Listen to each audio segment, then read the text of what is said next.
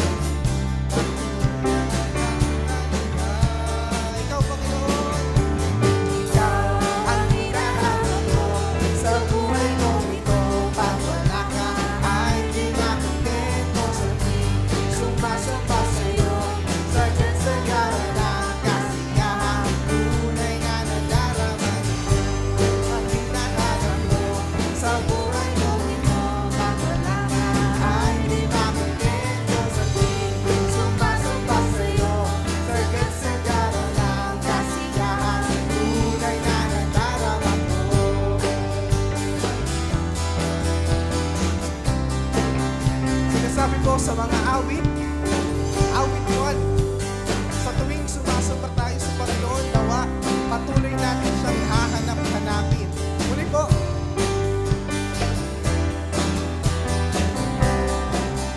ikaw ang hinahanap ko sa buhay ko ito. Pag wala ka, ay di makontento sa tuwing sumasamba sa'yo. Sagad-sagara ng kasiyahan, kulay na nadarama. Ikaw ang hinahanap ko sa buhay ko ito. Pag wala ka, ay di makontento sa tuwing sumasamba sa'yo. Sagad-sagara ng kasiyahan, kulay na nadarama.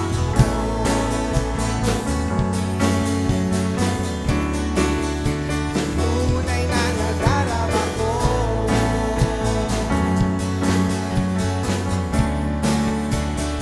Tunay na nadarama ko. Purihin po ang Panginoon sa mensahe ng awit. Tunay nga po na dapat ang Panginoon ang ating hinahanap-hanap sa ating buhay, sa ating buhay na meron tayo. Ngayon man po, sa ating pagpapatuloy, patuloy po natin siyang papurihan. Tayo po ay lumapit sa Panginoon. At tayo po ay magkaroon ng ating individual na pananalangin. Tayo po ay lumapit sa Kanyang presensya. Damihin natin ang Kanyang presensya at lumapit tayo sa Kanya.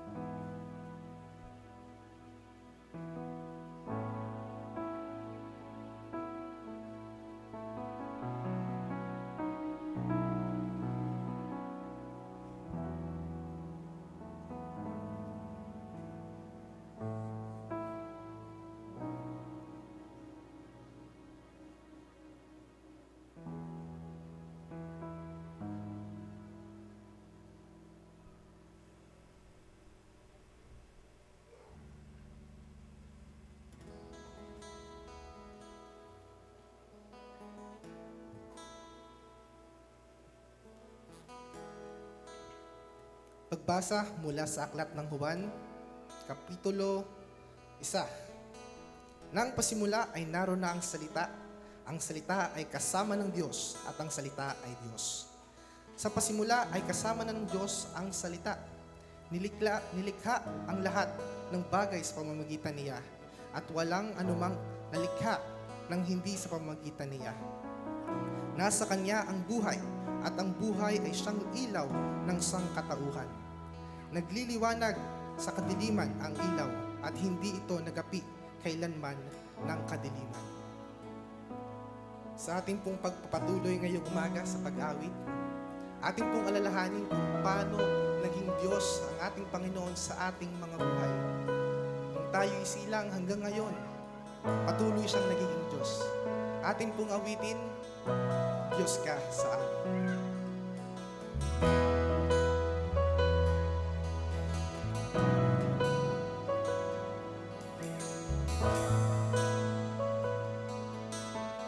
Handa, awit. Ikaw ang tunay na dakila sa mundo. Nagmahal ng tulad ko. Ginawa mong lahat, pag-ibig mo ay takas.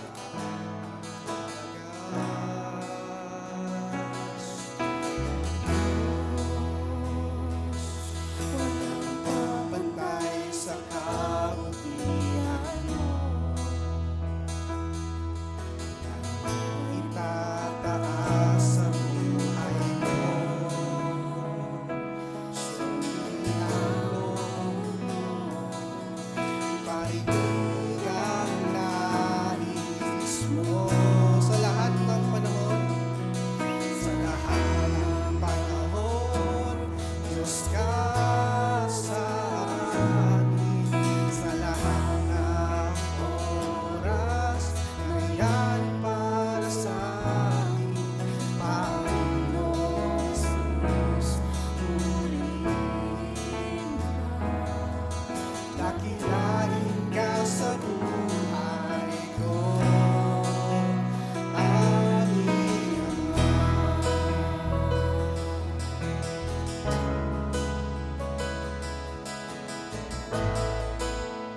Hindi po, O Diyos.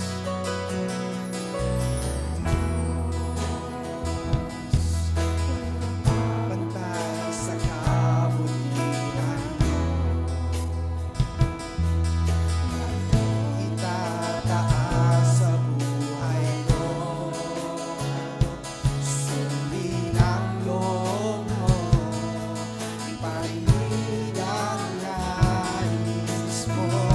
Sa lahat ng panahon, sa lahat ng panahon, Diyos ka sa amin. Sa lahat ng oras, nariyan para sa amin.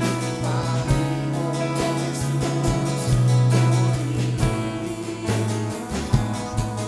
Dakilain ka sa buhay ko. Babago, Diyos ka sa amin. Kahit sandigan, nariyan para sa amin. Panginoon Jesus, patayin ka. Maliwanag ka sa buhay ko.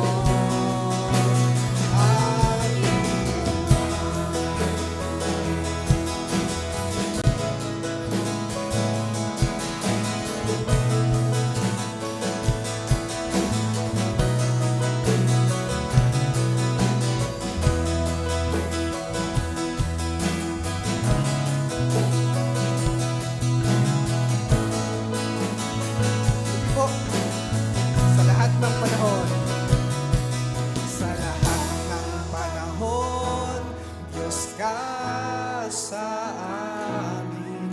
Sa lahat ng oras, nariyan para sa amin. Panginoon Jesus,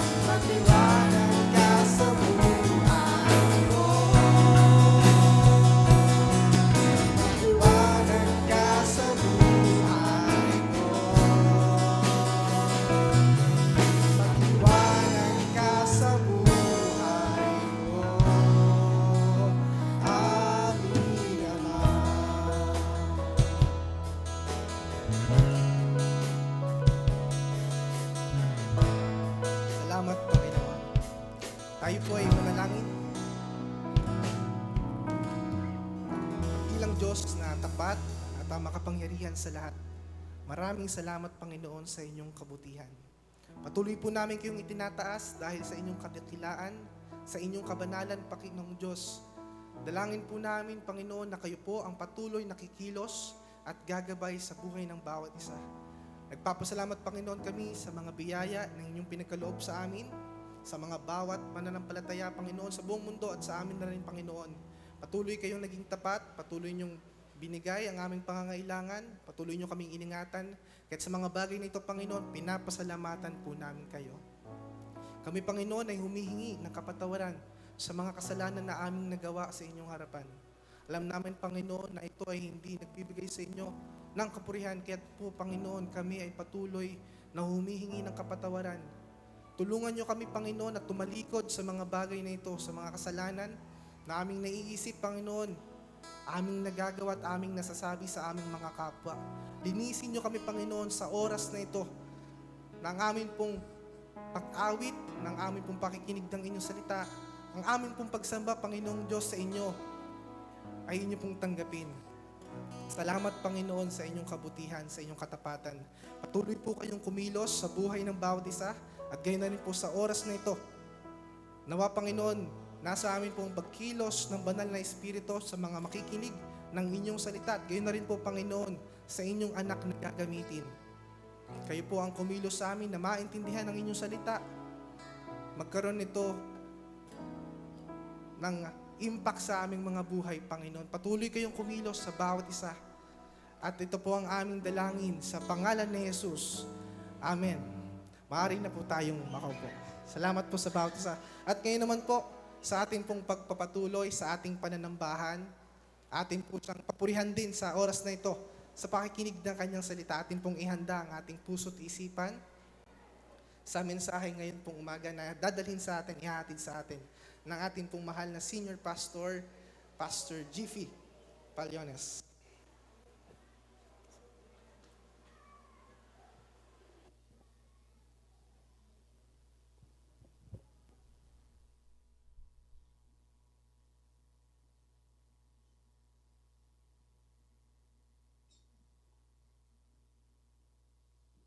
Check. Low. Pero na, ayun. Magandang umaga po sa bawat isa. Palakpakan naman natin ang ating Panginoon. At tayo po ay nagpapasalamat at salamat po sa magandang mga mensahe ng awit.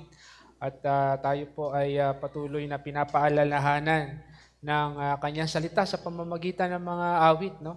Kaya purihin po ang Panginoon kung ang bawat isa ay patuloy na umaawit sa ating Diyos na buhay. Kayo po ay nasa mensahe pa rin o tema sa buhay po ni Apostle John, John the Beloved. At ating pong tutukuyin itong nasa John chapter 1. Ito pong talata na ito ay bibihira lang din naman natin napapakinggan. Kaya sa umaga po na ito, medyo doctrinal ang dating natin sa mensahe. Pero practically speaking, ay meron pa rin po tayong makukuha, lalo na sa ating pamumuhay bilang mga mananampalataya. Buksan po natin ang ating mga Biblia. Kanina binasa na po ito ni Kyle, ni Brother Kyle. But let us turn our Bibles in the book of John, John chapter 1. Basahin ko lang po ang verse 1 to 5. John chapter 1, verse 1 to 5. Babasahin ko po ang King James Version. Sa John chapter 1, verse 1 to 5. And the beginning was the Word, and the Word was with God, and the Word was God. The same was in the beginning with God. All things were made by Him, and without Him was not anything made that was made. In Him was life, and the life was the light of men. And the light shineth in darkness, and the darkness comprehended it not. So purihin po ang Panginoon sa pagbabasa ng kanyang salita. Now we know John the Beloved ay isa sa mga apostol ni Jesus Christ, described Jesus as the Son of God throughout His gospel with strong emphasis on His divinity and eternal nature. Kung babasahin po natin itong Book of John, may kita po natin how John the Apostle, John the Beloved, described Jesus as the Son of God. Now, sabi po sa John 3:16, alam natin ito, the one of the most famous verses or verses in the Bible na ni-record ni John, sabi po dyan, "For God so loved the world that He gave His only begotten Son, the Son of God, that whoever believes in Him shall not perish but have eternal life." This verse highlights Jesus' divine sonship. Yan po ang sulat ni John. Also in John chapter 20, verse 31, John explicitly states the purpose of His gospel. Sabi po dyan, "These are written that you may believe that Jesus is the Christ, the Son of God." So yan po yung description ni John pagdating po sa ating Panginoon. That's why, always remember this statement, in a world that confuses and twists the truth about Jesus, we can still be secure at malalaman pa rin po natin, makikilala pa rin natin ang ating Panginoon, yung katotohanan patungkol sa ating Panginoon sa pamamagitan ng Kanyang salita. That's why I challenge and I encourage everyone to read, to keep on reading the Word of God so that you may know the truth about Jesus Christ. Kasi wala ibang magtuturo sa inyo patungkol sa salita ng ating Panginoon maliban mismo sa Kanyang salita. That's why I encourage everyone, especially the young ones, the mga young people, study the Word of God. Alam nyo ngayon sa panahon natin, ang dami na nagtuturo patungkol sa ating Panginoong Jesus. Marami po tayong maririnig na katuruan patungkol sa Kanya. Ng ating Panginoon Jesus ay tao lang, ng ating Panginoon Jesus ay hindi kapantay ng ating Panginoon Diyos o Banal na Espiritu. They were degraded like the Holy Spirit. Pinag-aaralan po natin kanina. Ang dami nagtuturo po niyan na ang ating Panginoong Jesus ay hindi Diyos. Pero sa oras po na ito, I want to give emphasis to the doctrines, to the teaching that Jesus is God. Ang ating Panginoong Jesus ay Diyos. At ano po ang epekto nito sa ating buhay, mga mananampalataya? Kung ating pinagtitibay at ating paniniwalaan na ang ating Panginoong Jesus ay Diyos. So bigyan ko lang kayo ng konting pag-aaral, lalo na sa mga kabataan, yung bagong mga mananampalataya natin dito, tayo ay naniniwala sa isang Diyos, hindi tatlo ang Diyos natin. We don't believe in three God, but rather we believe in one God in three person, tatlong persona. Pastor, parang mahirap intindihin, hindi mahirap intindihin yon. Parang tayo naniniwala sa isang Diyos na mayroong tatlong persona na kung saan may paniniwala tayo sa Kanyang kalalagayan because He was very unique. Right? Yan po ang katotohanan. Parang tayo rin na tao, we are one in essence but we are composed of three elements, which is the body, the spirit, and and of course yung ating kaluluwa, the ghost with these three elements sa ating buhay. May katawan, may espiritu, at meron tayong kaluluwa. The same thing with God. So it's very unique about Jesus Christ na kung saan ay dapat nating maunawaan at matanggap natin na ang Kanyang kalalagayan bilang isang ating Diyos. Hindi lang siya isang maliit na Diyos, kundi ang ating Panginoon Jesus ay dakilang Diyos. Kapantay at sa kalwalatian ng ating Diyos Ama. Umiiral po yan sa Kanya. At hindi natin pwedeng maliitin ang ating Panginoong Jesus. Kaya ang ginawa ni Apostle John, kasi sa panahon niya, dinedegrade si Jesus, binabaliwala si Jesus. Ang paniniwala kay Jesus noon ay prophet, kapantay lamang ng isang propeta. Ngunit si John, pinapakita niya na ang ating Panginoong Jesus ay hindi lamang isang propeta, kundi siya ay kapantay ng ating Panginoong Panginoong Diyos. So titignan po natin ito. Here are some truths about Jesus. No? Ito pong mensahe nito ay in essence ay more on doctrines, but I want you to grasp these things. Number 1, makikita po natin sa 1 John chapter 1 verse 15, the deity of Jesus Christ, yung pagiging Diyos ng ating Panginoong Jesus. Hindi lamang siya isang ordinaryong nilalang o persona na dapat natin makilala, dapat nating tanggapin, because dapat natin maunawaan na siya ay dakilang Diyos. At bakit kailangan natin tanggapin Si Jesus ay Diyos, hindi lamang isang nilalang o hindi lamang isang manunubos o tagapagligtas, bagkus ay maunawaan natin na siya ay isang Diyos. At ano ito sa ating buhay, lalo na sa ating mga mananampalataya. So John consistently portrays Jesus as somebody who exists before. Hindi yung nilalang, kundi siya mismo ang naglalang. Yan ang ating Panginoong Jesus. Compare with the Gospel of Matthew, Mark, and Luke. Pinapakita ron ng tatlong Gospels na ito, yung ginagawa ni Kristo bilang isang tao. Pero si John, very unique. Yes, he mentions some work of Jesus Christ as human, as a person, but he gives emphasis with the deity ng ating Panginoong Jesus. Number one, makikita po natin dyan. He is in the beginning. Jesus Christ didn't exist when He was born. In the beginning, He was there. Kaya sabi diyan, in the beginning was the Word. Gives emphasis to Jesus Christ. When God speaks of the world, when God speaks about the creation, when we talk about creation, Jesus was there. He was in the beginning. Kaya sabi po diyan, in the beginning was the Word. This is the powerful opening. In fact, mirrors Genesis chapter 1, verse 1. In the beginning was God. So therefore, in John chapter 1, pinapakita po rito ang ating Panginoong Jesus ay kasama nung nililikha ang mundo, nandun na po siya. Hindi yung siya ay pinanganak, doon lang nag-exist ang ating Panginoon. No. Yes, yung kanyang human nature nag-exist when He was born, but in the beginning, before the creation of the world, Jesus was there. Nandun na ang ating Panginoong Jesus. In fact, yung yung salitang word po siya, yung logos po na yan, it speaks of Jesus Christ, divine nature. He was there in the beginning. At ang tandaan po ninyo, Jesus is not created being, but rather, He is co-eternal with the Father, anchoring His full divinity. Yan po ang ating Panginoong Jesus. He was not little. Kaya hindi tayo naniniwala sa Santo Niño. No? O hindi tayo naniniwala sa mga maliliit na Kristo, no? Na kung saan ay binabandera at ipinaparada. We don't believe in that. Because Jesus Christ was born as a human.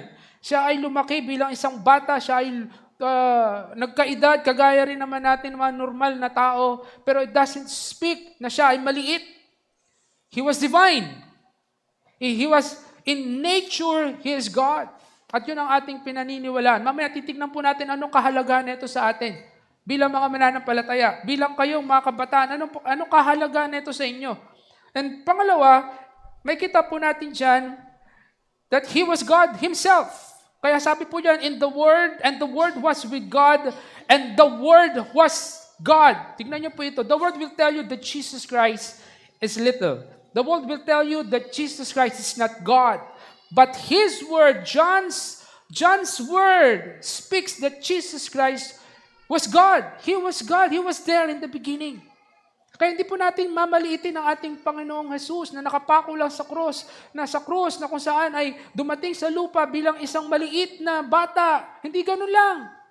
Masaya tayo na uunawaan natin, pero the truth is, behind those stories, there was God Himself. He is God Himself.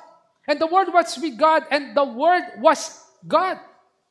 Yan po ang description ni John sa ating Panginoong Jesus. This statement is the one of the clearest affirmation of Christ's divine nature. Hindi lang tao ang ating Panginoon. Siya ay Diyos. Kaya hindi natin pwedeng sabihin na si Kristo ay tinanggap ko. Yes, kundi makita rin dapat natin na mayroong pagka-Diyos ang ating Panginoon. Hindi lang siya basta-basta tinatanggap. Dapat may paghahari din siya sa atin. Kasi yun ang malaking pagkakaiba minsan ng mga taong nauunawa na tinanggap lang si Kristo sa kanyang puso, pero hindi Diyos ang Kristo sa kanyang puso. Kaya yung buhay minsan, may panlilin lang. Tandaan po ninyo mga kapatid, pag tinanggap nyo lamang si Kristo bilang tagapagligtas, malaking pagkakaiba sa tinanggap natin si Kristo bilang tagapagligtas at Diyos ng ating buhay. Yun ang pagtanggap. Hindi lang tagapagligtas, kundi Diyos ng ating buhay. Kasi kung tagapagligtas lang. Pero kung tinanggap natin si Kristo bilang tagapagligtas, salamat sa kaligtasan, at Diyos ng ating buhay, may pagsunod. Amen? Kaya kung tinanggap lang natin si Kristo bilang tagapagligtas, walang pagsunod dun eh. Pasasalamat meron sa kaligtasan. Pero kung tinanggap natin si Kristo bilang tagapagligtas at Diyos ng ating buhay, may kaligtasan, may pasasalamat, pero may pagsunod. Yun ang nawawala. Kaya kung di natin nauunawaan na si Kristo ay Diyos at si Kristo ay tagapagligtas, kung tagapagligtas lang ang pagtanggap natin sa Kanya, hanggang doon lang ang ating pag-unawa. Pero kung tinanggap natin siya bilang isang Diyos, tagapagligtas, meron tayong pagsunod. Kaya kung ang Kristiyano nauunawaan niya na si Kristo ay Diyos, may pagsunod siya. Tumatangkilik siya sa tama. Sumusunod siya sa kalooban ng ating Panginoon. Jesus is not mere prophet or a moral character. Hindi lang yan ganyan ang ating Panginoon. It's not just a moral teacher. It's not just here for us to be saved. Hindi lang ganoon ang ating Panginoon. Dapat mauunawaan natin na ang ating Panginoon Jesus ay Diyos. At kung nauunawaan natin na si Kristo ay Diyos, anong sunod po dyan? May pagsunod tayo, may pagkatakot tayo. Kasi kung nauunawaan lang natin si Kristo bilang tagapagligtas, manunubos, hanggang doon lang yon. Pero kung nauunawaan natin si Kristo bilang ating Diyos, may pagsunod tayo. Kaya minsan maganda pakinggan, Jesus is Lord. Why? He was there ruling in our lives. Kailan tayo problema sa ating mga Baptist, kaligtasan lang yung masaya tayo eh. Pero pag yung paghahari ng Diyos sa buhay natin, minsan di natin nauunawaan. Minsan limitado tayo. Salamat sa kaligtasan, Panginoon. Pero tandaan ninyo, hindi kaligtasan lang ang pinag-uusapan natin dito. Yung pagiging Diyos ng Panginoon Jesus sa atin. At kung siya ay Diyos sa buhay natin, may pagsunod tayo sa kanyang kalooban. Kailan ang problema sa atin? Ito, ang sinusunod natin, ang sarili natin. Pero salamat sa Panginoon sa kaligtasan, mali. Dahil ang sunod sa kaligtasan ay pagsunod at pag-unawa na si Kristo ay Diyos. Hindi tayo ang Diyos. Hindi tayo ang nasusunod. Nakuha po ninyo, minsan yun ang problema sa atin, mga kapatid. Yun ang nangyayari sa atin. Salamat sa Panginoon, naligtas tayo. Pero sino ang nasusunod sa buhay ninyo? Sino ang naghahari sa buhay ninyo? Sino ang inyong tinatahak?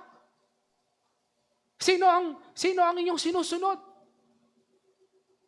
Lalo sa mga kabataan, minsan yun ang problema. Salamat, tinanggap ko si Kristo bilang aking tagapagligtas. Purihin ang Panginoon sa bagay po na yun. Pero tandaan ninyo, mga kabataan, ang sunod sa kaligtasan ninyo ay ang pagsunod. Kaya kung hindi ka susunod kay Kristo, yung kaligtasan mo, questionable yun.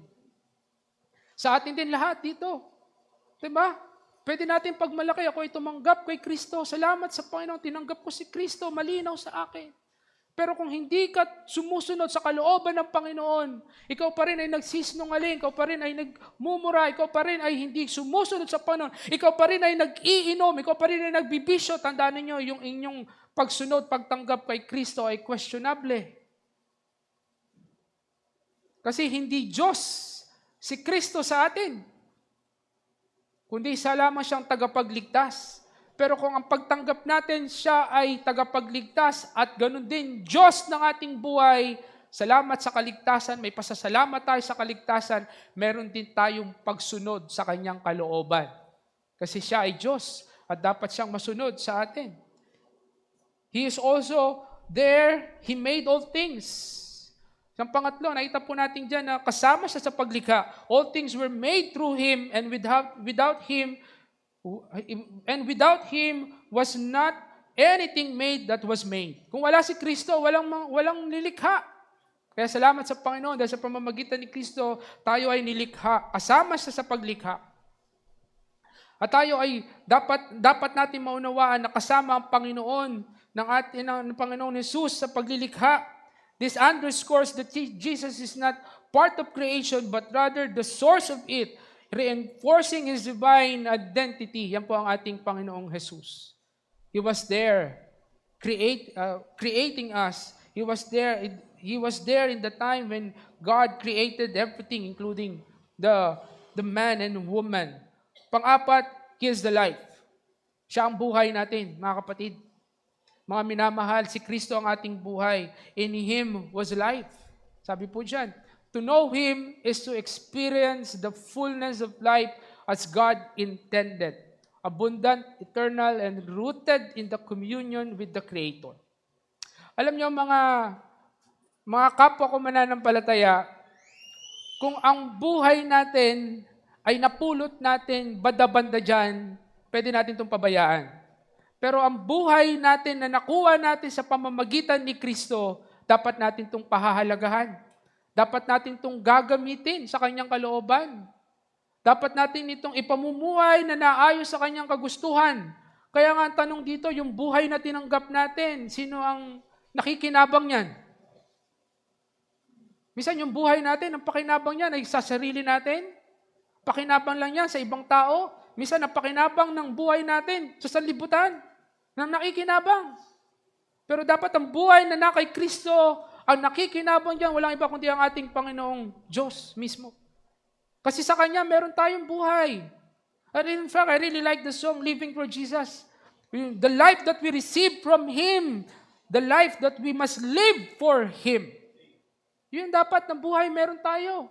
Ang mamuhay para kay Kristo. Kaya lang nakakalungkot, kanino tayo nabubuhay? Kanino tayo kumikilos? Para kanino ang ating buhay na ito? Kaya ang tanong po dyan, ginagamit ba natin ang ating buhay para sa Kanya o para pang sarili lamang o kalayawan? Kaya minsan, mga minamahal, tignan din natin kung ang buhay natin ay nakakalugod sa Panginoon o hindi. Kasi tinanggap natin ang buhay na walang hanggan sa Kanya. Okay lang po sana na tayo ay magpatuloy sa kasalanan, kalayawan, kung tinanggap natin ang buhay na meron tayo ngayon sa mga bagay na yon. Pero tinanggap natin ang buhay na walang hanggang kay Kristo. At ang buhay na yan na nanggaling sa Kanya, in Him was life. He is the life. So therefore, we must live for Him. At panglima, He shines in the darkness. That's why we can see His deity because He shines in the darkness. The world right now is full of darkness. Ang mundo po ngayon ay nasa kapangyarihan ng kaaway ni Satanas. Kaya tingnan niyo po, nung tinitignan ko po yung tinatawag nating moral standard, bigyan ko lang po kayo ng idea sa moral standard na ito, versus yung tinatawag po natin liberal understanding. When we say moral standard, meron tayong binabatayan na moral standard. Like sa mga young people na, listen to this. This is the problem with the world right now. Just be attentive with this. Ang mga Kristiyano, kaya pagkakaiba natin sa mga hindi mananampalataya, meron tayong moral standard. And our moral standard derived from the Word of God. Nanggagaling dito yung ating binabatayan na standard. Bawal ang ganito, bawal ang ganyan. Ito susundin natin because we have the Word of God. The Word right now will not value the moral standard. We can say na kung saan ito yung tawag natin dito ay liberal standard. Kung ano yung pagkaunawa ko na tama, yun yung tama. Kung ano yung pagkakaalam ko na tama, yun yung tama. Yun yung problema ngayon sa mundo. Halimbawa, ito ang sinasabi ng Biblia. This is the moral standard. And yet, your friend, the world will say, no, that's moral, that's not our standard. This is my standard. Respect it, value it. Ano ang misang ginagawa natin mga mananampalataya? We agree. Right? Sumusunod na tayo ron. Inuunawa na natin yun. Tinatanggap na natin yun. Kaya nga sa US, yun ang problema eh. If somebody will say, I am a woman, because that is my standard, even if the Word of God will say, no, you are a man, pero my standard, my liberal thinking says that I am a woman, even if I am a man, you will respect me. You will agree with me. So that is their liberal standard. But always remember, ang ating standard ay ang ating Panginoon. Do not agree with the world, but rather agree with the Word. Yan po yung sinasabi yung challenge sa atin sa umaga na ito. Minsan, ito pa ang standard na meron sa sanlibutan. Na kung saan, yung abortion, just want to give this emphasis with abortion. The world right now will say abortion is accepted. Pero the standard of God, no. Diba? Meron pang statement na this is my body. Right? Na kung saan yung nasa katawan ko bilang isang babae, hindi yan, ako ang masusunod dyan. Kung ako'y nabuntis because of my desire, I have the ability and I have the power to eliminate that baby. And first, in the first place, bakit ka pa nabuntis? It's your decision. Dahil nag-enjoy ka. Dahil ginusto mo yon. Pero yung concept mo, dahil katawan ko ito, liberal ako, ito yung pag-unawa ko, I have the right to eliminate this baby. Which is the standard na gusto na ating Panginoon. No. Diba? Ngayon po, tumataas ang bilang. 200% ang nakita ko. Tumataas ang bilang ng HIV positive dito sa Pilipinas. 200% ang tinaas. So kung meron tayong 500 people affected by HIV, tumaas ng 200%. So, ibig sabihin, nadagdagan pa ito ng doble. Tapos, ang solusyon ng gobyerno is this, contraceptive, sex education sa mga kabataan. No! That's a liberal standard. The best contraceptive with that is the Word of God. Sex before. Kasi yun ang mundo Sex before marriage, okay lang. No, sex after marriage. That's why young people do not pursue sex pag hindi pa kayo kasal. Doon nangyayari ang problema. Pag pinupursue nyo yung kalayawan, yung sexual desire ninyo before marriage. That's the problem. It will start with that. Kahit anong ilagay mong contraceptive dyan, sexual education dyan, kung hindi natin nauunawaan ang salita ng ating Panginoon, baliwala yan. Kahit batuhin mo ang mga kabataan ng condom, ng mga pills, ng understanding with that. Pero we don't teach the Word of God na bawal ang sex bago kayo kasal. Hindi natin mauunawaan yun. Because that is the teaching of the world. Pero tayo, pag nauunawaan natin ang salita ng ating Panginoon, meron tayong restriction. Meron tayong pinagbabatayan na mali ang pag-unawa na yon. Kasi sa gobyerno, babatuhin lang kayo ng mga ganito, ng ganyang pag-unawa. Anong mangyayari? Wala lang. Pero kung meron tayong pagpigil at pag-unawa sa standard na meron ng Panginoon, mas maganda ang ating gagawin sa ating mga buhay, lalo na sa mga kabataan na ito. That's why I challenge young people, do not pursue sex pag hindi pa kayo kasal. Huwag kayong magpupunta sa ganung bagay, lalo na kung hindi nyo pa nauunawaan ng mga bagay na yan. Kaya alam nyo, maganda ngayon sa mga kabataan, unang-una, mag-aral kayo. Pinakamagandang ipupursue nyo sa buhay ninyo, mag-aral kayo. Tapusin ninyo ang pag-aaral ninyo. Saka nyo isipin yung mga bagay na yan kung nasa hustong gulang na kayo. Pero kung magmamadali kayo sa inyong mga buhay at ninanais nyo na maranasan ang mga bagay na yan, magiging problema na yan. Kaya dito sa church, ang panalangin ko po, turuan natin itong mga kabataan na ito. At tayo maging magandang halimbawa. Dahil meron tayong standard. Yan ang salita ng ating Panginoon. Why? Because the light will continue to shine if we teach that Jesus is God, that Jesus is Lord. Kung tuturo lang natin sa mga kabataan ito na si Jesus ay tagapagligtas, salamat, maliligtas sila. Pero yung pag-unawa na dapat siyang sumunod sa ating Panginoon, hindi nila mauunawaan yun. That's why we must teach that Jesus is God. Kaya salamat sa kaligtasan at meron din kayong pagsunod. Pangalawa, not just the deity of Jesus Christ, this is the second thing, is the humanity of Jesus Christ. Now, by the way, here's the application. I want you to see this. When we accept that Jesus is God, look at this, our theology becomes complete and accurate. Pag tinanggap po natin ang ating Panginoon Jesus na bilang Diyos, hindi lang tagapagligtas, our theology is complete and accurate. Kasi kung si Kristo lang ay tao, baliwala yung ating kaligtasan. Pero dahil si Kristo ay Diyos, kumpleto po yan. At tayo ay nasa tama. We experience true transformation because the one we believe in is in divine essence. Kaya yung mga mananampalataya, compare this. Yung mga mananampalataya na tinanggap si Kristo bilang tagapagligtas at Diyos ng kanyang buhay, meron siyang pasasalamat sa kaligtasan, meron din siyang pagsunod. Nakikita niyo yung kanyang buhay sumusunod sa kalooban ng ating Panginoon. Kaysa sa isang Kristiyano na tumanggap lamang ng kaligtasan, pero hindi naghahari ang Diyos sa kanyang buhay, nagpapasalamat siya sa kaligtasan, pero hindi nagbabago ang kanyang buhay. Patuloy pa rin sa kasalanan. Nakuha niyo? Dahil si Kristo ay tagapagligtas lang sa kanya eh. Wala tunay na pagbabago, pero kung si Kristo ay tagapagligtas at Diyos, may pasasalamat siya sa kaligtasan, meron ding pagbabago ang kanyang buhay. Pangalawa, may kita po natin dito, the humanity of Jesus. Even though John didn't give more emphasis sa pagkatao ng ating Panginoon, but in this portion, may kita po natin na si Kristo ay hindi lang divine, but also He has this humanity. He has this humanity. Now, first things first is we can see here that John the Baptist proclaimed Jesus Christ as the one who came into this world.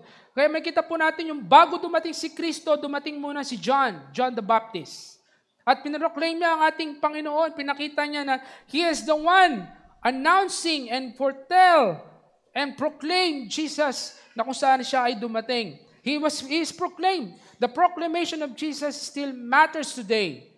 Faith begins by hearing the message of Jesus Christ. Bakit kayo naniniwala kay si Kristo bilang tagapagligtas? Because somebody preached, somebody proclaimed. That's why the church keeps on proclaiming Jesus Christ. May nagtanong po sa akin, Pastor, bakit nagpapatuloy pa rin kayo sa outreach? Bakit kailangan ng church may outreach? Ba't hindi na tayo ma-enjoy sa fellowship? Ba't hindi tayo mag-enjoy sa kung ano meron tayo sa church? No. The responsibility of the church is to proclaim Jesus Christ. Pag hindi po tayo nagpo-proclaim, just imagine, we are not doing well as a church. Para minemaintain lang po natin ang fellowship na meron tayo.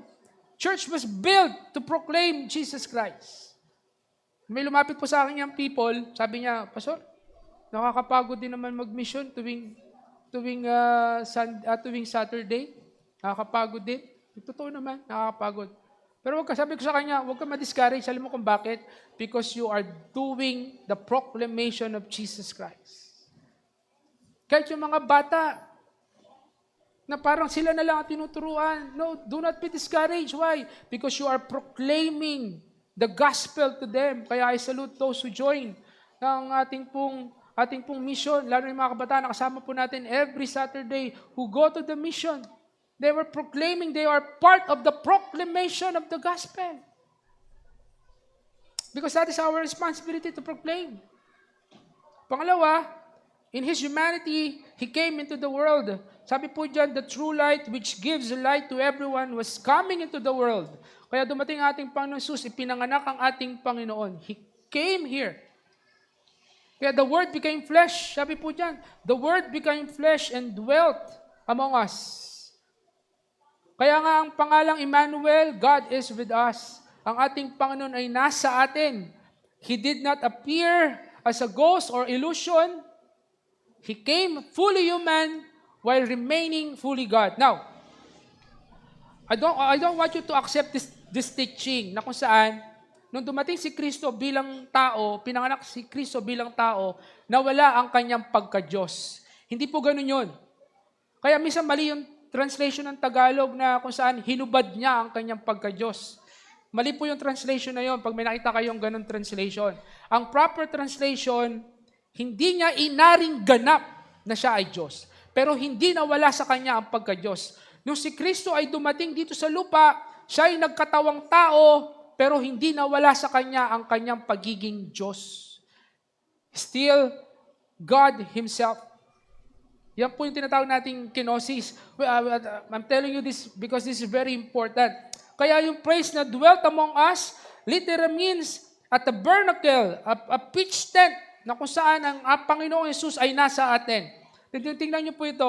While remaining fully God, He accepts the body as a human para makita po natin kung sino ang ating Panginoong Jesus. Pangatlo, He was rejected by many. Hindi naman lahat naniniwala sa ating Panginoong Jesus. A lot of people rejected Jesus Christ. Sa time niya, sino lang ba naniniwala? Even his family members, yung kanyang mga relatives, hindi naniniwala sa ating Panginoon Jesus. Right? Ilan lang naniniwala sa kanya? 12 apostles, 75 people, 120. Nung siya'y namatay, yun lang ang mga naniniwala sa kanya. A lot of them rejected Christ. And I will tell you this, right now, there are billions of people, a lot of them rejected Jesus Christ. Ang dami nagre-reject sa ating Panginoon. Kaya tanong mo sa katabi mo, ikaw ba naniniwala kay Kristo? Because a lot of people rejected Jesus Christ. But number 4, I want you to see this. He was received by few. Yes, there are people rejected Jesus Christ, but here we go. This one is very, very important. And napakaganda po ito. Maraming nag-reject kay Jesus Christ, pero meron din namang tumanggap sa Kanya. At tignan nyo ang bawat isa. Tayo yung tumanggap kay Kristo. Hindi lahat po nabiyayaan na makilala si Kristo. Pero pinipilit natin na makilala nila ang ating Panginoon. Pero tayo, nagpapasalamat dahil tayo ay tumanggap sa ating Panginoon. Tanong ko lang mga kapatid, kayo ba'y nagpapasalamat dahil isa kayo sa mga nakakilala kay Kristo? Salamat sa Panginoon dahil tayo ay bahagi ng mga mananampalataya na kumilala sa ating Panginoon. But to all who did receive Him, who believe in His name, He gave the right to become the children of God. Kaya po tayo tinawag na anak ng Diyos. Tingnan niyo ba ito? This is the beginning of the new identity we have in Christ. Tayo po ay anak na ng ating Panginoon. No longer merely creatures of God, but we are His children. We are God's people. We are now the children of God. Now, ladies and gentlemen, ano po ito sa atin? Mga minamahal, ano po ito para sa atin? Now, here's the life application. The only way for us to be saved is through the sacrifice of Jesus' body. Kaya siya nagkatawang tao. Kaya niya iniwan ang kanyang kaharian para sa atin. Tayo ay maligtas. Tayo magkaroon ng buhay na wala hanggan. Dahil kung walang mamamatay, walang isa-sacrifice, wala tayong kaligtasan. So since He is perfect, even His humanity, bagaman siya'y nagkatawang tao, pero perpekto ang ating Panginoon, it means He was the perfect sacrifice and possible for us to be saved. Kaya tayo po'y nagpapasalamat dahil sa pamamagitan ni Kristo na perpektong tao, na Diyos na nagkatawang tao, yung kanyang sacrifice is complete and it's perfect. Kaya yung kaligtasan natin, makabuluhan po yan. Yung kaligtasan po natin, totoo yan. At yung kaligtasan po natin ay tunay. Dahil ang namatay sa krus ng Kalbaryo ay perpekto. At Diyos na nagkatawang tao. Pangatlo, dito po tayo magtatapos. Not just the divine nature of God, of Jesus Christ, or the deity of Jesus Christ, not just the humanity of Jesus Christ, but here's the third one, the ministry of Jesus, and that is in John chapter 1, verse 15 to 18. John enumerate the ministry of Jesus Christ. Tatlo lamang po ito. Number 1, through Him, we receive the grace. Sa pamamagitan ni Kristo, natanggap natin ang biyaya ng ating Panginoon Diyos. Kaya nga meron po tayong statement dyan na grace upon grace. May biyaya na ang Panginoon. Mabuti ang Panginoon. Pero nung dumating pa si Kristo, lalo tayo nabiyayaan. Lalo natin naunawaan yung biyaya dahil kay Kristo. Dahil isang Diyos ay punong-puno ng biyaya, nung dumating si Kristo, mas naunawaan pa natin lalo ang biyaya ng ating Panginoon. Kaya mga kapatid, kung sa panahon natin yun tayo nahihirapan, tayo ay parang naguguluhan, tayo ay nahihirapan sa paglakad natin sa ating spiritual na buhay, tandaan ninyo, mabiyaya ang ating Panginoon. At anuman ang mga pagkukulang natin, ang Panginoon ay mabiyaya. Pero tandaan po ninyo ang mga talata na ito. This grace saves us, that's number 1. This grace sustains us, and this grace strengthens us in our daily walk. It's not based on our merit, but on His fullness, His divine abundance. That is grace, the grace that we have received from God, the grace that we have received from Jesus. Grace after grace. Kaya mabiyaya ang ating Panginoon. At purihin ang ating dakilang Diyos na buhay dahil sa Kanyang biyaya na natatanggap po natin. But wait, there's more. It's not just about grace. But take note of this, there is truth sa ating Panginoon Jesus. Through Him, we receive the truth. Hindi lang puro grace tayo rito, mga kapatid. Meron ding katotohanan dapat nating maintindihan. Sabi po dyan, for the law has given through Moses, grace and truth came through Jesus Christ. Now, I want you to understand, yung tinatawag po nating the law of Moses, bakit ibinigay ang batas? Para maunawaan natin na meron dapat tayong susundin. Meron tayong standard, meron tayong moral standard. Hindi kung ano lang yung gusto natin, kung ano yung pag-uunawa natin, yun na yun. Kundi meron tayong dapat sundin. Yes, mabiyaya ang Panginoon, pero meron ding kabanalan ng Panginoon na dapat nating patutunayan sa ating buhay at dapat nating susundin. Hindi lang puro biyaya, meron ding katotohanan. Yung minsan ang maling pagkaunawa ng mga mananampalataya, mabiyaya naman ng Diyos, mabait naman ng Diyos, mauunawa naman ako ng Diyos, tatanggapin naman ako ng Diyos, pero nasan doon ang katotohanan? Nasan doon yung bagay na kung saan ay dapat natin susundin? Kung puro lang biyaya ang ating tatanggapin, meron din namang katotohanan. Kaya kung ang Diyos ay mabuti, ang Diyos ay matuwid din naman. Patatawarin tayo sa kasalanan, pero tandaan ninyo, dapat tayong sumunod sa kalooban ng ating Panginoon. Kaya minsan masakit man isipin, may pagtanggap ang Diyos sa kamalian natin. Totoo po yan, may pagtanggap ang Diyos. Kaya meron tayong tinatawag na niloob na ng ating Panginoon Diyos. Pero hindi yun ang kanyang kalooban. Niloob, oo, pero hindi yun ang kanyang kalooban. Pero mas maganda kung nauunawaan natin na may katotohanan, susunod tayo sa kalooban. Hindi natin hahayain na loloobin na lang ng Panginoon. Kundi dapat may pagsunod tayo sa kalooban ng ating dakilang Diyos na buhay. Now, the praise made Him known. Alam niyo, pinakamaganda po rito, yung the word na, yung pinakamaganda po rito na kung saan na yung katotohanan na tinanggap natin, that is the fullest expression. When Jesus Christ came, yung katotohanan naging kompleto. Kasi yung batas na tinanggap ni Moses, pag unawa natin doon, parusa yan Para maunawaan natin na hindi natin kayang ituwid ang ating sarili. Pero nung dumating si Kristo, mas naunawaan natin yung kompleto na kung saan ay kalooban ng ating Panginoon. Now, number 3, sabi po dyan, through Him, we have seen God. Sa pamamagitan ni Kristo, mas naunawaan natin ang ating Panginoong Diyos. No one has ever seen God. That's a fact.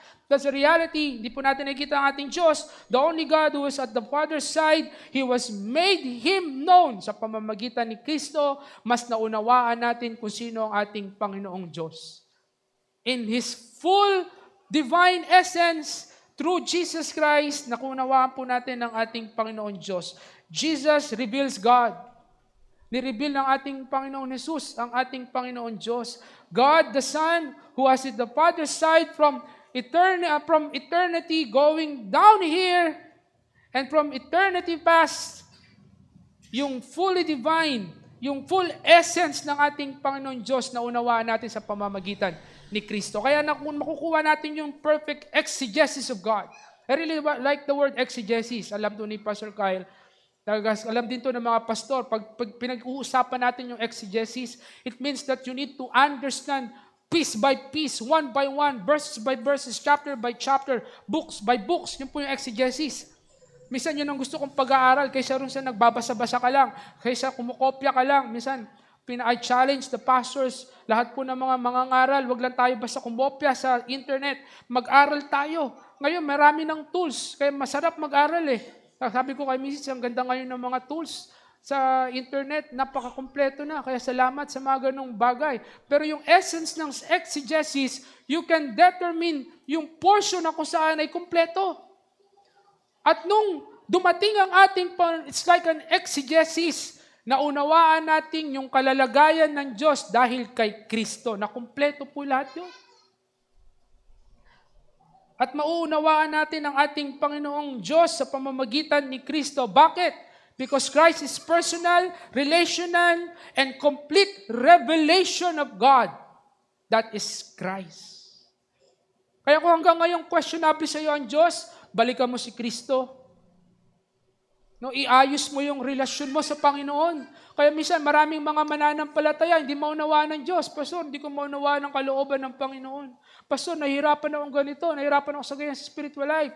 Kung gusto nyo magpatibay ng inyong spiritual na buhay, balik kayo kay Kristo. Kasi si Kristo ang nagpapatunay kung sino ang Diyos. At mas maunawaan nyo ang Diyos kung si Kristo ay buhay sa inyo. At kayo ay patuloy na sumusunod kay Kristo. Ano po ito para sa atin? Jesus is full grace and truth. Hindi lang po puro grasya, biyaya, kundi dapat may katotohanan din naman, mga kapatid. Mabiyaya ang Panginoon, pero ang Panginoon Diyos ay may katotohanan din, kaya sumunod tayo. Hindi lang puro tayo uunawain ng Panginoon, hindi tayo puro uunawain ako ng Diyos. Dapat may pagsunod tayo kasi may katotohanan din naman.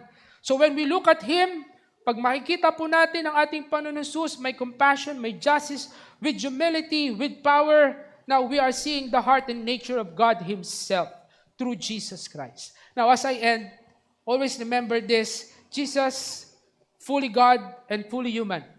Yan po ang ating Panginoon. He is fully God, He is fully human. He lived a perfect life and carried out the ministry of love, truth, and salvation. Yan po ang ating Panginoon Jesus. But always remember, Jesus' divine nature gave His words authority. Kaya merong otoridad ang ating Panginoon sa ating buhay. Dapat tayong mga mananampalataya mabuhay sa authority ng ating Panginoon because He is divine nature. Because of His deity. But also in His humanity made Him relatable. Kaya madali rin lumapit sa ating Panginoon Diyos because of Jesus Christ. We can relate to God through Jesus Christ. And His sacrifice made our salvation possible in Him. Now, sabi po rito, we see the fullness of God and the hope for all humanity. And let us thank the Lord for that. That through Jesus Christ, we understand the purpose of our salvation. And through Jesus Christ, there is an essence that we can really walk according to His precept, according to His purpose. Why? Because we believe in the divine nature of Jesus and we believe in His humanity and at the same time, His work, His ministry. And through Him, we understand who is God. And through Him, we understand His grace. And through Jesus Christ, we understand the truth. And through that truth, we must live in His essence. We must live in understanding who Christ is. Our Heavenly Father, thank you for your word. Salamat po sa inyong salita na aming napakinggan.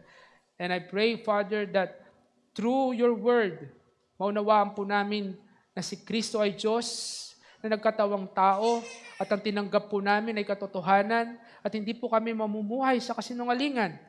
Kung kami po, Panginoon, ay mananampalataya, mamuhay kami sa katotohanan at sa kalooban po ninyo, hindi po namin susundin ang kalooban o kalayawan sa aming mga buhay.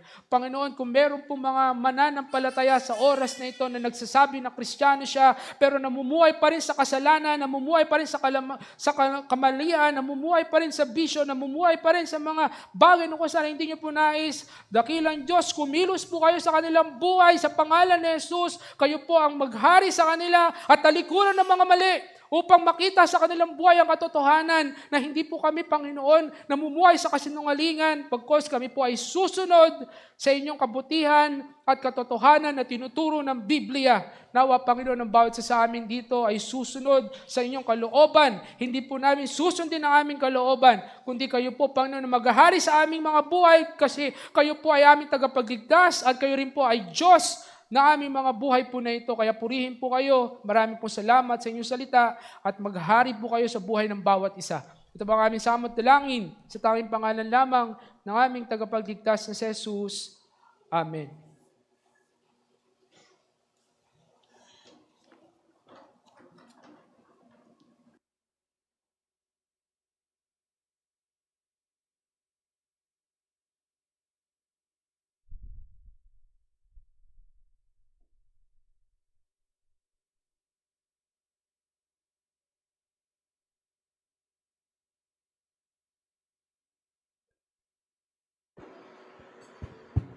Purihin po ang Panginoon sa mensahe ng kanyang salita ngayong umaga. Dalangin ko po na nararamdaman po natin ang pagkilos ng banal na Espiritu, ang pangungusap po ng Panginoon sa bawat isa sa ating mga puso na dapat tayong kumilos, dapat tayong mamuhay, dapat tayong lumakad sa katuwiran at sa kabanalan ng ating Panginoong Diyos. Ngayon naman po sa ating pong pagpapatuloy ng ating programa, meron po tayong offering. So tayo po yung manalangin. Let's pray. Dakilang Diyos na makapangyarihan, tapat, mabuti. Salamat Panginoon sa umaga na ito, sa mensahe ng inyong salita na nangusap sa bawat isa, Panginoon. Dalangin namin patuloy na kayo po ang kikilos sa buhay ng bawat isa, sa paggabay niyo sa amin, Panginoon, na kami, Panginoon, ay patuloy na mamumuhay sa paraan na gusto niyo kaming mamuhay, Panginoon.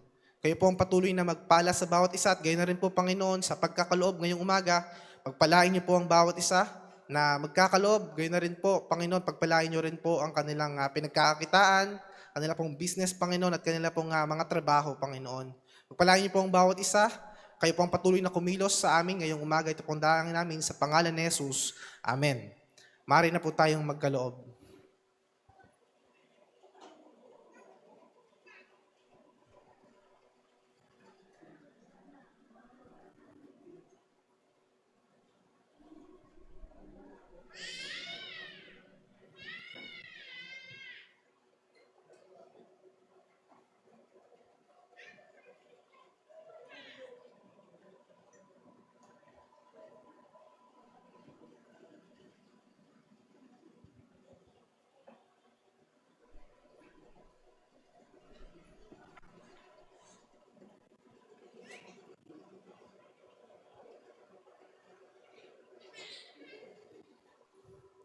Ngayon naman po, para po sa ating announcement, welcome to Inikbulan Fundamental Baptist Bible Church, sa atin pong mga kapatiran, sa atin pong mga kapatid na nanonood din po sa atin pong Facebook Live.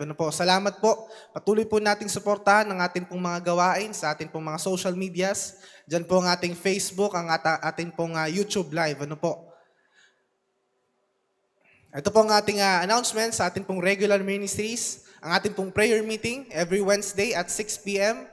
Ating pong daluhan, pumunta po tayo every Wednesday ng 6 p.m. dito po sa lugar na ito.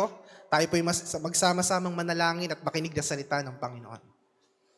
Sa prayer meeting po natin, ang ating pong song leader, ang ating pong Pastor Edwin, ang ating pong youth pastor, Pastor Edwin Luwalhati. Sa June 11 po ayan. Sa ating pong cottage prayer meeting, ang ating pong venue ay to be announced. At yan po ay sa June 21. Ang song leader po natin dyan ay si Brother Simon Dawang. 6 p.m. rin po. Sa ating pong worship service next week, June 15, ang ating pong worship leader, service leader po ay si Brother Sunny Mark Dawang. Nariyan po siya. At ito naman po ang mga service team and staff. Worship service team and staff. Makikita po natin yan sa ating pong mga schedules dyan po sa likod. Meron po atin pong palakpakan ang ating pong bagong-bago at lumang bulletin board. Bagong gawa. Ayan. Kung gusto niyo pong malaman ng inyo pong schedule, inyo lang pong tingnan diyan sa likod.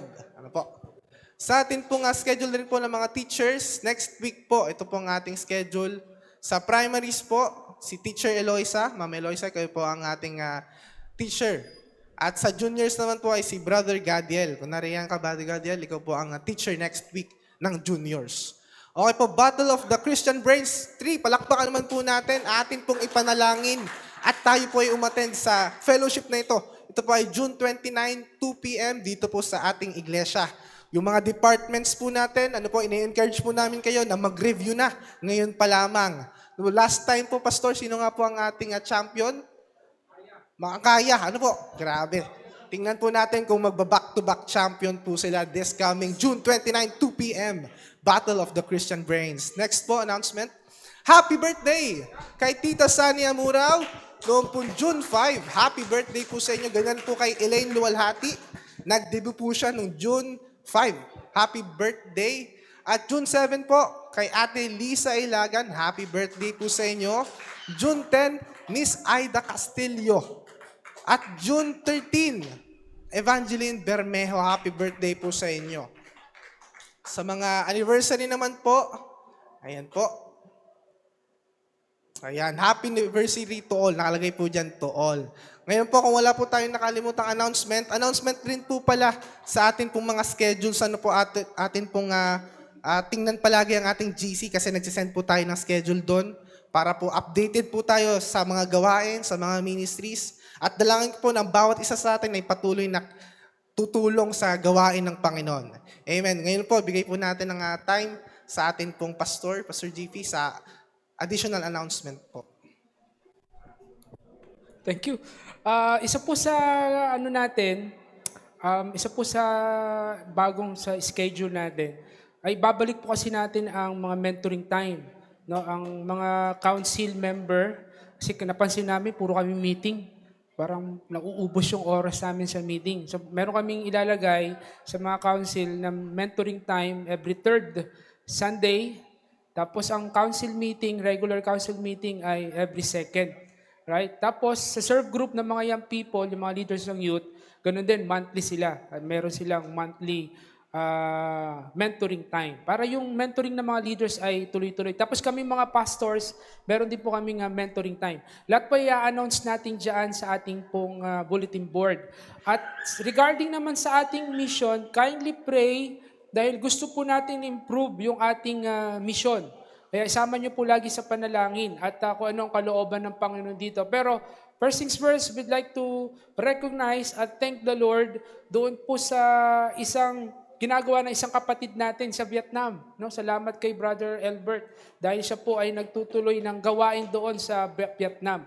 And let us pray kung ano po ang kalooban ng Panginoon. Pero at least, kasi isang desire ng church ay ma-extend po tayo globally. No? Hindi lang local but globally. Then, pangatlo, salamat din sa Panginoon dahil yung extended ng mission natin sa mga kabataan. No? Sa pamamagitan po yan ng basketball team. No, kaya nandito po sila, palakpakan naman natin. Tama ba, Pastor Edwin, Thursday? Pastor Edwin o Thursday, yung kanilang laban, no? Sila po ay napunta, no? Nakasama sa finals. Kaya lang ay hindi na pinalad na sa championship. Sila po ay nag-second place naman. Palakpakan naman natin. No? At sa kanilang dapat championship sana sila, kaya lang ang imbis na championship, ang tinanggap nila ay sakit ng katawan. Tama ba? Pero sabi nila, sakit daw ng katawan. But anyway, we thank the Lord for that. At ito pong mga kasama natin dito na mga kabataan ay patuloy po nating ipanalangin. Kompleto ba kayo mga anak? Kompleto? Kulang na naman. No? Sa susunod ay kompleto. Pag-pray po natin yan. At isa sa kanila, ang pinakamaganda, isa sa kanila, mga kapatid, ay mababautismuhan na. Kaya palakpakan po natin at sunod-sunod na yan. No? Pag kayo po ay nakikita nyo sila, iba ay nakahikaw pa, iba ay naka-makeup pa, yung iba ay nakaipit pa, unawaan na lang natin, unawain natin sila. At mga bago-bago pa naman yan. Pero yan ay pag nag-transform na, makikita nyo, baka lahat sila ay mga nakabarong na. No? Mga pag-pray natin dito, baka may magpastor dito. No? Bidek, no? Bedek. Si Bedek. Nandiyan si Bedek. By the way, mga kapatid, si Bedek, tama ba si Bedek yun no? Isa yan sa mga tinuturuan natin sa Kidos noon. No? Kaya yung kasama po natin. Kaya purihin ng Panginoon. Sa pag-pray po natin itong mga kabataan po na ito.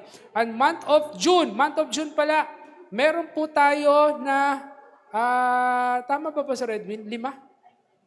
5, no? 5 na mababautismuhan. So yan po, kaya mamaya yung sa akin pong mga tuturuan, meron tayo. Tuloy na natin. Last na ito, last na. So tapos na po kami sa lesson at meron na pong tayong 5 mababautismuhan. At yan po ay, kailan ba yung natin? Last 22. So 4th Sunday, no? Tama. 4th Sunday ang ating pong water baptism. No, at talagang pag-pray po natin yan kasi ang panalangin natin yearly ay may mababautismuhan, may tumatanggap at merong tumatanggap kay Kristo at sa susunod din kay Kristo. Kaya salamat po. At sa mga interested pala mga kabataan, lalo na sa music, sa pag-aaral ng piano, kayo po ay lumapit sa akin. At kayo po ay maaari nating i-assign sa mga, kasi dito po sa church, biniyayaan tayo ng maraming o mahuhusay sa music, lalo na ang mga pianista. Kaya i-assign po namin sa inyo ang pagtuturo. Kaya lapit lang po kayo sa mga gustong mag-aral ng piano. So ano pa ba ang mga announcement ko? Kids Rally pala, yun, salamat. Ang ating pong Kids Rally ay sa 21 June 21 Saturday, dito po yan sa church. We are inviting po ang mga bata pala, kids rally, bata dito sa church, sa GK, invite po natin yan sila. At kasi wala na po tayong DBBS, nagkulang tayo sa panahon eh. Anticipate namin June, pasukan na pala. No, kaya ating pong kids rally. At sa June 28 din, Saturday po yan, ay merong fellowship ang mga kabataan naman sa Lubo. Doon po yan sa Sunshine, mga kabataan, Pastor Edwin, sa Lubo, beef fellowship po yan. Kaya I encourage every young people, pag-usapan na lang ninyo ni Pastor Edwin. Pero ang ating pong last Sunday, 29, ay ang ating pong Battle of the Christian Brains. Kaya paalala po sa mga departments, young people, tapos mga nanay, tatay, kung kaya po ninyong mag-review na kayo. No? Para talagang matinding laban po tayo rito sa ating pong Battle of the Christian Brain. So yan po mga ilang announcement natin. And please be updated sa ating pong bulletin board at sa Facebook mga announcement po natin. Alright? So balik po natin yung time kay Pastor Kyle. Meron po tayong closing song. So balik po natin kay Pastor Kyle para po sa ating closing song.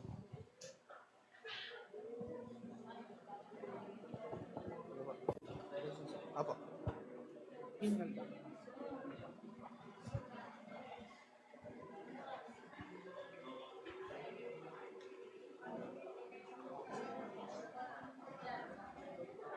Additional announcement po, after this worship service, meron po tayong prayer and fasting. Okay po? Ina-encourage po namin ang bawat isa na sumama po sa ating prayer and fasting mamaya.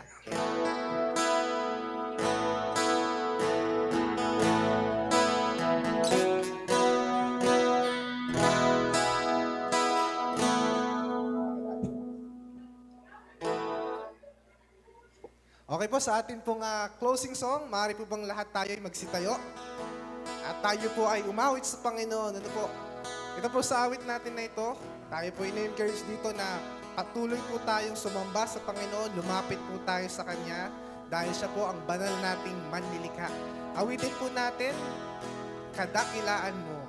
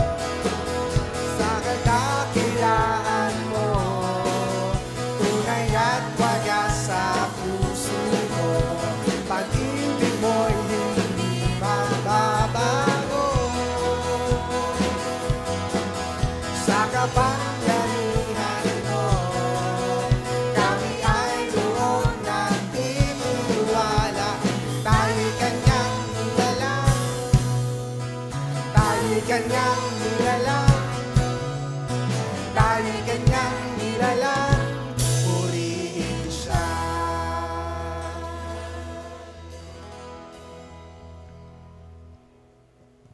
Sige po, tayo po'y manalangin. Dakilang Diyos na tapat at banal, makapangyarihan sa lahat. Maraming salamat, Panginoon, muli sa umaga na ito. Salamat, Panginoon, sa natapos na gawain, Panginoon, sa pakikinig namin, Panginoon, ng inyong salita. Salamat, Panginoon, dahil muli niyo po kaming pinaalalahanan kung paano po kami dapat kumilos, kung paano po dapat kaming mamuhay sa inyong harapan, sa aming pong buhay na ito, Panginoon. Patuloy po namin kayong pinapasalamatan sa lahat ng nangyari, Panginoon, at patuloy na mangyayari sa inyo pong katapatan. Kami umaasa sa inyong biyaya, Panginoon. Patuloy po kayong kumilos sa buhay ng bawat isa. Lalong po sa iglesia na ito, Panginoon, dalangin po namin ang patuloy niyo pong paggabay, ang pagbibigay ng kalakasan sa bawat mananampalataya, at gayon na rin po, Panginoon, sa mga nangunguna, at gayon na rin po, Panginoon, sa amin pong mga manggagawa, dakilang Diyos. Patuloy niyo po kaming tulungan at samahan sa mga araw pa po, Panginoon, namin pong haharapin sa bawat isa, Panginoon, na patuloy na mananalangin, Panginoon, sa inyo. Kayo po magpala sa amin, sa bawat isa, Panginoon, na magtatrabaho. Kayo po ang magbigay ng kalakasan at pag-iingat sa kanila. Sa mga kabataan, Panginoon, na nasa bakasyon, Panginoon, pagpalain niyo rin po sila, at sa darating na pasukan, kayo rin po magpala sa bawat isa, at kayo na rin po sa mga magulang namin, Panginoon, na nasa sambahayan. Kayo rin po ang patuloy na magpala sa bawat isa, na kami, Panginoon, ay patuloy na mamumuhay sa inyong katapatan, sa inyong pong kagustuhan, Panginoong Diyos. Patuloy niyo po kaming pagpalain, gabayan, at pagpalain niyo po kami, Panginoon, ng aming pong mga pangangailangan. Maraming salamat, dakilang Diyos. Patuloy po namin kayong itinataas, pinapupurihan, Panginoon, niluluwalhati ang inyong pangalan. Mahal po namin kayo, dakilang Diyos. Ito po ang aming dalangin sa pangalan ni Jesus. Amen. Maraming salamat po sa bawat isa. At tayo po umawit. The Lord bless you. Lord bless you and keep you. The Lord make His countenance upon you and give you peace, and give you peace. The Lord make His face to shine upon you and be gracious unto you, and be gracious. The Lord gracious, gracious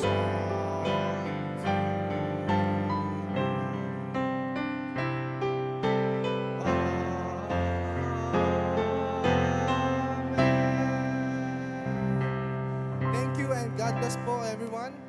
Tayo po ay umawit. Awitin po natin. I love you with the love of the Lord. Habang nagkakamayan, palibas po. Oh, I love you. Ready? Sing.